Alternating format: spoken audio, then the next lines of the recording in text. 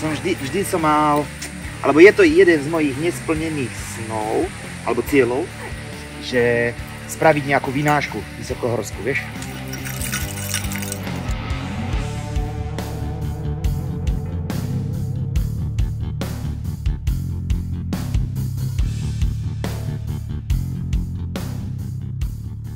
S bojovými športami som začal ako malý chlapec, už ako 6-ročný, pri nástupe do prvého ročníka na základnú školu a bolo to teda karate. A ten taký hlavný dôvod, prečo som s tým začal, bol môj ocino, lebo ten bol vlastne zápasník, veľmi úspešný by som povedal a mňa najviac motivovala proste jeho škatula, plná medailí, proste to bolo fakt, že aj 2-3 škatule, ktoré keď som otvoril, tam bolo stovky tých medailí a pre mňa to bolo také, že wow, že aj ja chcem toľko medailí a chcem byť ako ocino a to bol pre mňa proste v tom detstve taký hlavný taký hnací motor, že vydať sa nejak tou podobnou cestou tých bojových športov a napodobniť toho ocina, proste byť ako on.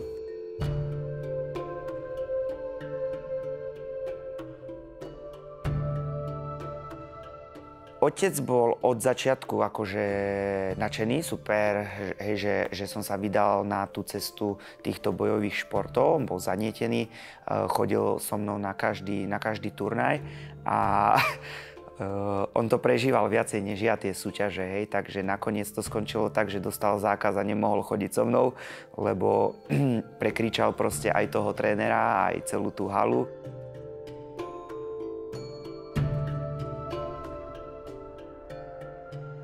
Venujem sa teda zmiešaným bojovým umeniam, MMA a to je v podstate, to sú všetky disciplíny z tých bojových športov. Je to boj v postoji, je to vlastne boj, kedy sa snažíš toho supera preniesť z toho postoja na zem a potom sú to samostatne tie bojové disciplíny, ktoré sa zaoberajú tým bojom na tej zemi. Hej. Čiže dostať a zneškodniť toho súpera natoľko, že sa buď vzdá, alebo ho uspíš, alebo mu zlomíš nejakú končatinu.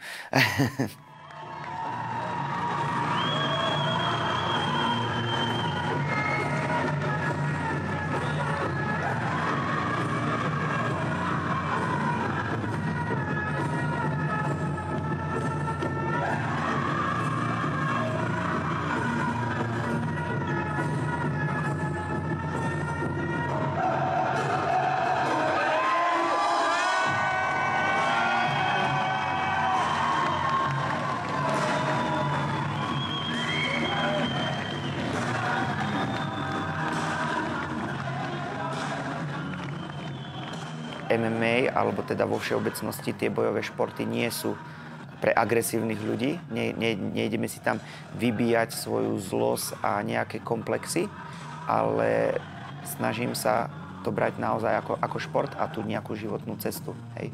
Takže práve naopak by som povedal, aspoň tí skutoční bojovníci, čo sú, tak väčšina, naozaj veľká väčšina z nich sú obrovskí kľuďasi. Hej, že s nimi, keď sa s nimi zoznámiš alebo ich stretneš, tak by veľa ľudí ani nepovedalo, že ty robíš bojový šport, ty robíš MMA, tak to by som vôbec nepovedal, hej, lebo to je presne, my musíme mať ten pokoj a ten kľud aj pri tom boji a tak celkovo, hej, takže nie je to len pre agresívnych ľudí.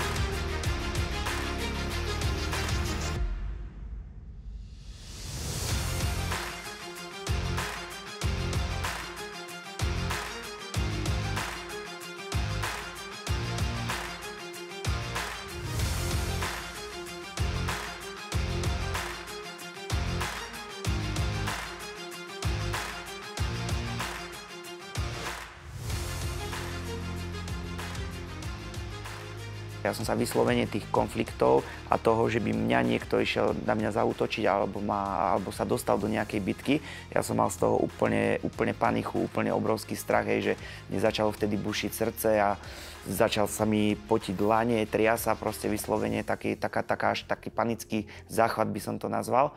A podľa mňa vtedy si človek musí uvedomiť, že je to len nejaký stav v tej hlave alebo vnímanie nejakých tých udalostí, s ktorými viem pracovať.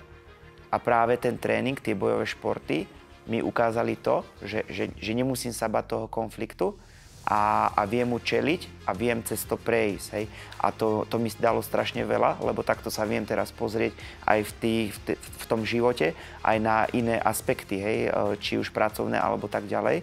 A sú tam nejaké prekážky alebo je niečo, čo sa vyslovene bojím a radšej by som utiekol predtým, tak viem, že toto ma naučilo to, že OK, postav sa tvárou k tomu a je tam určite riešenie, nájdeš cestu, ako to vyriešiš.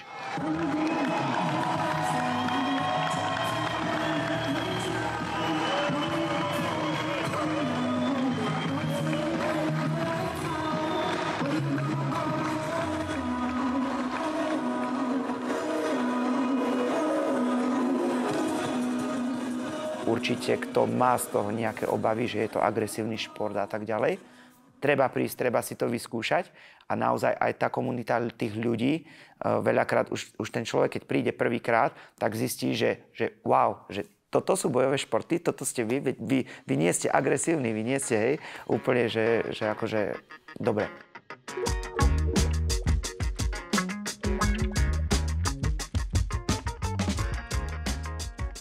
Ja som začala robiť bojový šport ešte keď som sa profesionálne teda venovala tenisu a potom som hľadala, že kde by som vlastne mohla ísť znovu trénovať, čo sa týka bojových športov a toto bolo také moje jednoznačné rozhodnutie tu v gyme v Drakule. A ďalšie jednoznačné rozhodnutie bol pre mňa Riško, pretože ja sa akože s Riškom poznám už veľmi veľa rokov a viem, že tým bojovým športom sa venuje v podstate od malička. A tým, že som vedela, aký je profesionál, takže on bol pre mňa taká jasná voľba, čo sa týka toho tréningu s ním.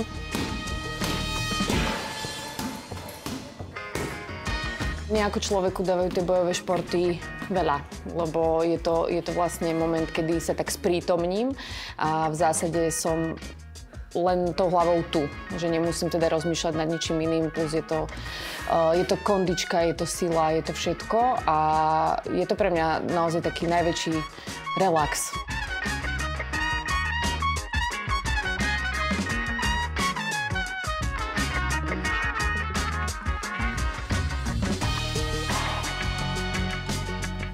Práve sme mali tréning postojový, tajského boxu, alebo teda kickboxu so známou Kristínou Kucianovou, ktorá robí aj v televízii a ste mohli vidieť, že to je vlastne nežné stvorenie, hej, pekná blondínka.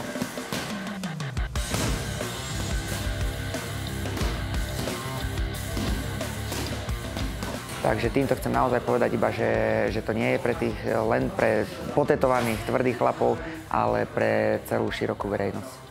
Mnoho ľudí si povie, že ten bojový šport je taký agresívny, ale pritom to tak vôbec nie je, za mňa teda. Lebo bojový šport je podľa mňa veľmi veľa o hlave, o tom prekonávaní samého seba. A jasne je tam možno taká určitá dávka tej agresie, ale pokiaľ je to takto, ako ja chodím, že ja si chodím len zatrénovať, s nikým sa teda nebijem v ringu. A teda asi by som sa do toho ani nepustila a obdivujem každého, kto to robí, lebo neviem si to predstaviť, že sa tak dobrovoľne mlátiť, ale čo sa týka len takéhoto trénovania bojových športov, je to za mňa naozaj tá najlepšia voľba, aj čo sa týka kondičky, aj čo sa týka síly, aj čo sa týka takého sprítomnenia sa. A riadne to nakladanie ľudstvo vidí, aká som silná. Silná, nezávislá žena.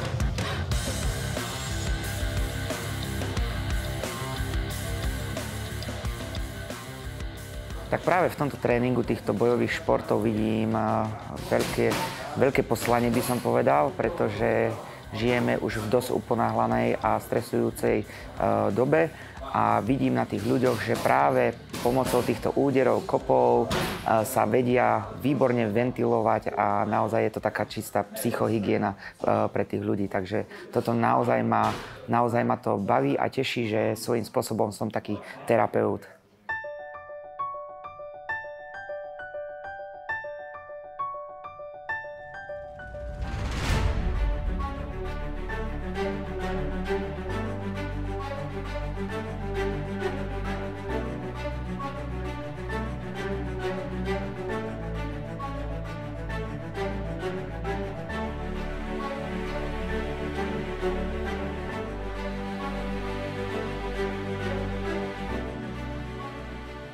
S Rišom trénujem posledné 4 roky.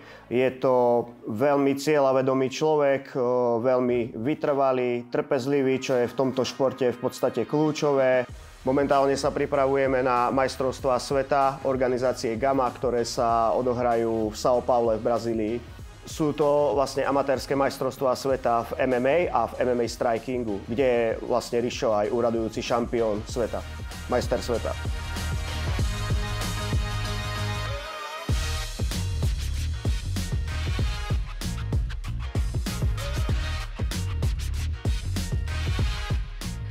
Organizácia GAMA je špecifická v tom, že povoľuje, aj keď sa zápasí pod amatérskými pravidlami, tak povoľuje štarty aj zápasníkom, ktorí už mali profesionálne zápasy. V tomto je to trošku také odlišné od ostatných, lebo ostatné to nepovoľujú a je to za mňa týmto spôsobom ešte trošku náročnejšie, lebo jednak sú to amatérske pravidlá, na druhej strane vieš tam stretnúť šampiónov veľkých organizácií, ako sú One Championship a tak ďalej, ktorí majú na konte cez 10 profesionálnych zápasov a tak ďalej. Takže tá konkurencia je naozaj silná. Tak ono hlavne tam nazbiera človek perfektné skúsenosti do profesionálov a celkovo zápasiť na majstrovstvách sveta je veľký zážitok pre každého zápasníka. Šport, ktorému sa venujeme, nie je až tak úplne mainstreamový. Není to úplne bežné zápasiť a každý deň trénovať. A práve preto možno nie je ešte až tak populárny a finančne podporovaný. Čiže väčšinou tie náklady si musíme hradiť sami, poprípade si tie peniaze zarobiť na tie turnaje, alebo keď sa nám podarí zohnať nejakých sponzorov, ktorí nám pomôžu. Práve teraz máme vlastne pred tréningom, ktorý je špecificky zložený pre súťažný tím. V podstate všetci ľudia, ktorí budú na tomto tréningu, sú zápasníci aktívni, ktorí sa aktívne zúčastňujú súťaží, či už sú to súťaže v jiu-jitsu, v grapplingu alebo v MMA. Tento tréning má jasne danú štruktúru už dopredu. V podstate je to tréning, kde sa systematicky zameriavame na tento šport, že není to taký ten bežný tréning, kde človek príde, má nejakú rozcvičku, nejakú techniku, nejaký sparring, ale je to tréning, kde úplne systematicky a do hĺbky rozoberáme tie veci a v podstate je to prípravný tréning na súťaže. Tak ja som s Rišom za tie 4 roky pobehal už hodne veľa zápasov a stále som tu pri ňom, stále pri ňom budem stáť, budem ho podporovať a budem mu pomáhať v príprave. Pokiaľ to bude možné, budem mu veľmi rád vždy stáť aj v rohu. A teraz by som mu chcel popriať to isté, čo pred každým zápasom, do ktorého ho odprevádzam, a to, aby si to hlavne užil. To je to najpodstatnejšie.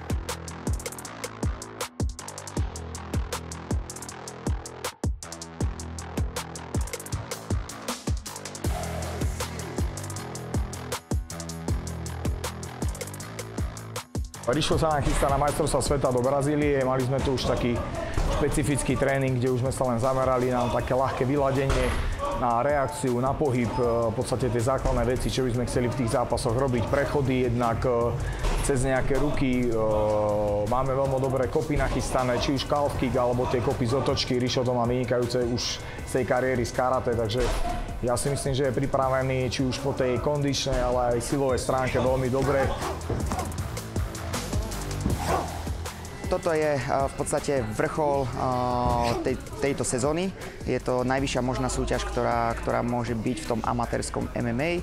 A v podstate idem po pol roku obhajovať minuloročný titul.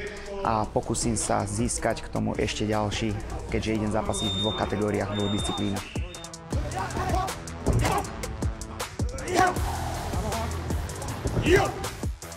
Zase tam svičneš koleno a trojku potom. Vytlačíš ma ďalej a prejdeš. Direkt, hák, direkt.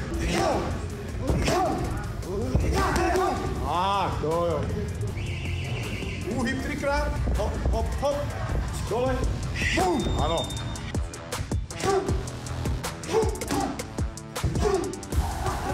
Je to výnimočné v tom, že sa tam zúčastnia zápasníci z celého sveta a ja mám tu možnosť, že idem reprezentovať Banskú Bystricu, Slovensko a vás všetkých. Ešte. Sadná. 3. Raz, dva. 1, 3. Vyšvíka hlava. Není to len o tom športe prísť na ten tréning, pobiť sa tu alebo niečo také, ale že to extrémne formuje tú osobnosť toho človeka a ten charakter. Hej, ja vravím, že v prvom rade ma vychovali rodičia a v druhom ten bojový šport samostatne, lebo tá filozofia a tie hodnoty, ktoré sú ukryté v tých bojových športoch, to je extrémne niečo úžasné a špecifické od ostatných športov. Takže určite sa chcem uberať, aj keď skončím tú svoju kariéru, tak sa chcem uberať týmto smerom ďalej a posúvať to ďalej. Hej, snažiť sa dostať do tých ľudí, do tej novej generácie, do tej mládeži, že o tomto sú tie športy. Že aj keď sa vám možno nepodarí byť najlepší, byť majster sveta a tak ďalej, tak toto, keď sa naučíš a dá ti to tieto hodnoty, tak ti to nikto nezoberie a to ti zostane úplne navždy. V konečnom dôsledku je to jedno, že či aj nejaký človek z ním má nejaké obmedzenie, nejaký handicap, alebo sa nedostane úplne na ten samotný vrchol, ako by možno chcel, tak naplní tú svoju cestu, pokiaľ to robí zo srdca a má to pre neho zmysel.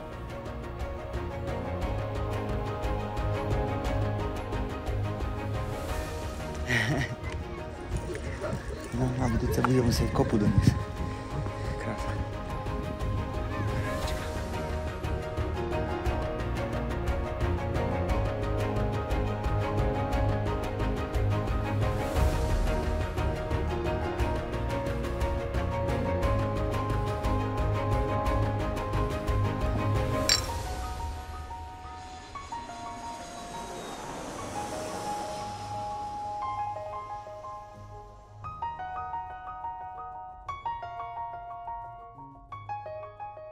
Big news! Akurát nám dali vedieť teda, že zajtra zápasy žiadne nebudú, takže je to potvrdené a turnaj sa opäť odkladá o 1 deň, čiže na štvrtok. Veľmi zvláštne. Už som naozaj zažil kadečo, ale s týmto som sa ešte nestretol. Tak už máme po tréningu a nejaké nové infošky sú také, že vybavenie fighterské, čo máme zápasiť, rukavice, holenie a tak ďalej, že vraj zadržali na colnici, takže kto vie, kedy sa k ním dostaneme. Zajtra sa má zápasiť, takže tak. Punks no dead. Divočina. Jedným slovom sa dá. Divočina je úplne to, čo to vystihuje. To od samého začiatku až do konca. To čistý chaos a divočina. Veľmi stručne. To je problém, lebo tam naozaj sa každý jeden deň diali zlé veci. Organizácia to nemala vôbec zvládnuté. Prišli o veľa peňazí, nemali sme vybavené ubytovanie. Turnaj začal o 2 dní neskôr, ako pôvodne mal. Nemali sme veci, nemali sme v čom zápasiť. Nemali sme stravu na hoteli a tak ďalej, čiže tam bolo naozaj všetko nezvládnuté a s týmto sme sa museli tak trošku popasovať, no. Ale to bolo také zvláštne, že ja v podstate už na tento turnaj, ako som išiel, tak nejak som bol tak hlavou prednastavený, ako keby som to očakával, že niečo sa takéto bude diať a nejak som si držal taký jemne flegmatický zenový postoj k tomu.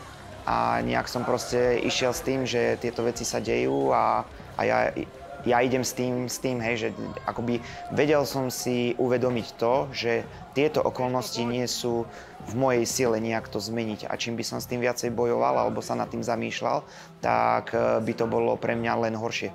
Takže toto som bol veľmi prekvapený, ako som si všimol tento postoj na sebe a ten mi pomohol skrz tieto všetky nepriaznivé situácie nejak to zvládnuť a celé si to aj napriek tomu všetkému užiť.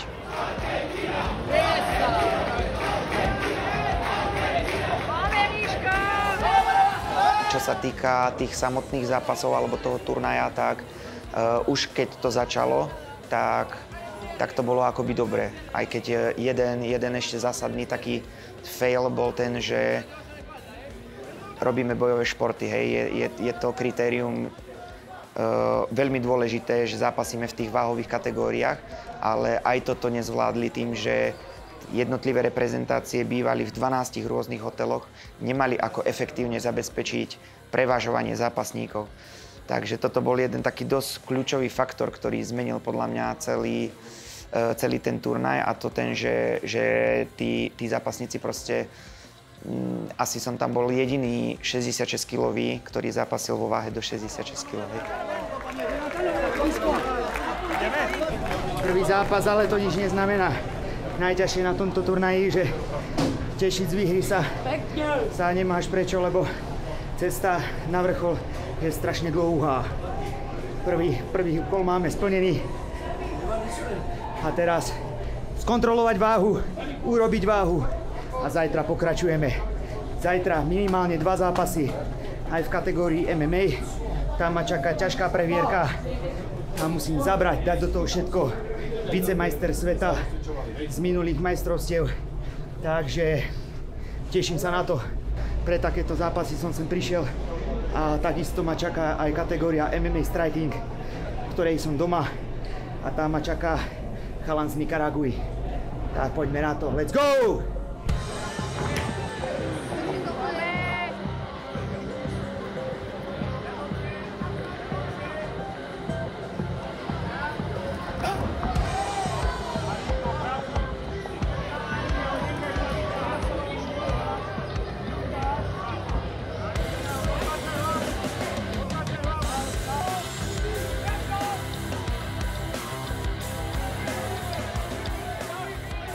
Tí chalani mali proste 70-72 kg a tak ďalej, čiže aj toto bol jeden taký dôležitá vec, ktorou som sa musel ešte extra popasovať.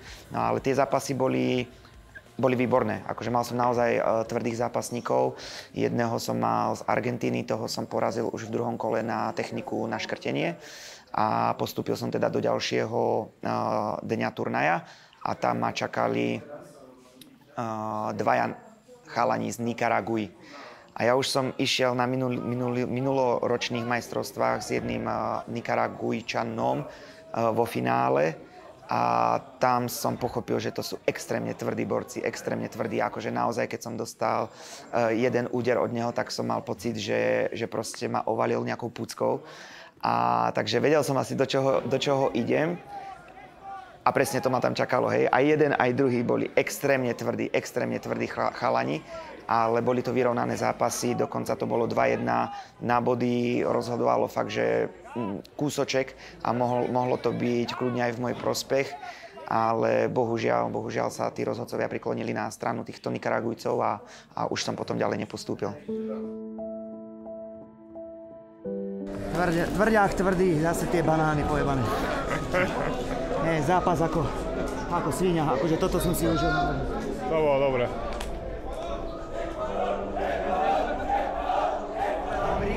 Ja viem, že on proste bol plný. Ty keby si ho, jak si zostal stáť, on si ťa v momente hneď naštartoval, načítal a hneď ťa triafal. Hlavne, on ani netriafal presne.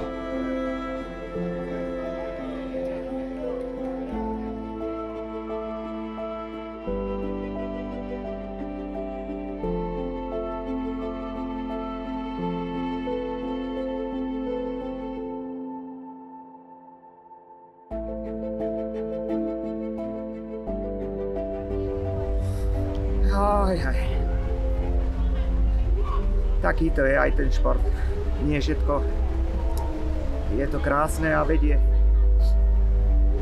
k šťastnému vrcholu, k úspešnému vrcholu, ale toto je šport a nesie so sebou aj tie prehry, aj tie pády. Ale ľudia, poviem vám jedno, to boli tak úžasné zápasy, tak som si to neskutočne užil, ako už dlho naozaj nie a to je dôležité. Dal som do toho všetko, dal som do toho srdce. Bojoval som o každý jeden okamih, o každú jednu sekundu do samého konca.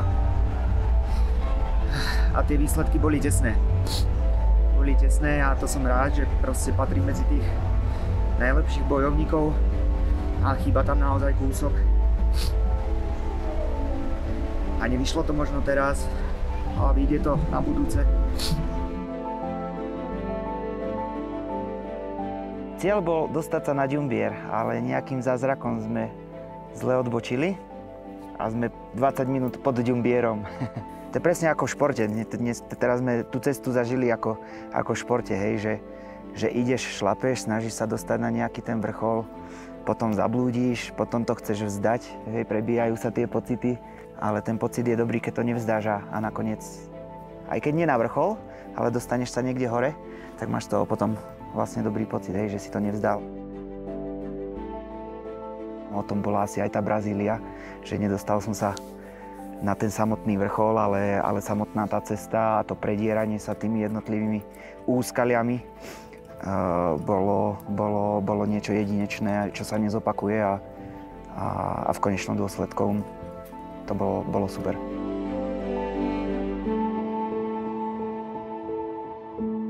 Ľudia si nosia z takýchto krajín magnetky a my si nosíme takéto. Alebo stehy ešte, tých mám tiež dosť skade tade. Je to pre nás nepodstatné, tá bolesť je pre nás kvázi radosť, no. Fakt.